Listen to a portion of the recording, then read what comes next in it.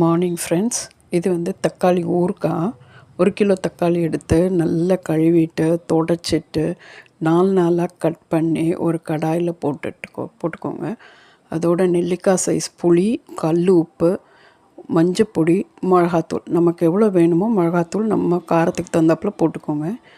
அது போட்டு நல்லா அவிச்சிட்டு தண்ணி நல்லா வெளியில் வந்துடும். வந்ததுக்கப்புறம் ஆற வச்சுக்கோங்க. ஓகே. அதுக்கப்புறம் 1 ஸ்பூன் வெந்தயம், 2 ஸ்பூன் கடுகு ட்ரையான வானிலையில் போட்டு நல்லா வறுத்துட்டு, 1 கை பூண்டு நல்லா வறுத்து வச்சுக்கோங்க. அப்புறம் அதோட காஞ்ச மிளகாய், பெருங்காயம், அப்புறம் அதெல்லாம் ரெடி பண்ணி வச்சுக்கோங்க. ஒரு சட்டியில் எண்ணெய் விட்டுட்டு கடுகு போட்டு காஞ்ச மிளகாய் போட்டு நல்லா வதக்கிட்டு, இடித்து வச்ச பூண்டு அதையும் போட்டு நல்லா வறுத்துக்கோங்க. வறுத்துட்டு அந்த கடுகு வெந்தயம் வந்து பொடி பண்ணி வச்சுக்கணும். அதுக்குள்ளே தக்காளி வந்து நல்லா அரைச்சிட்டு அந்த மிக்ஸ்சரோடு சேர்த்துட்டு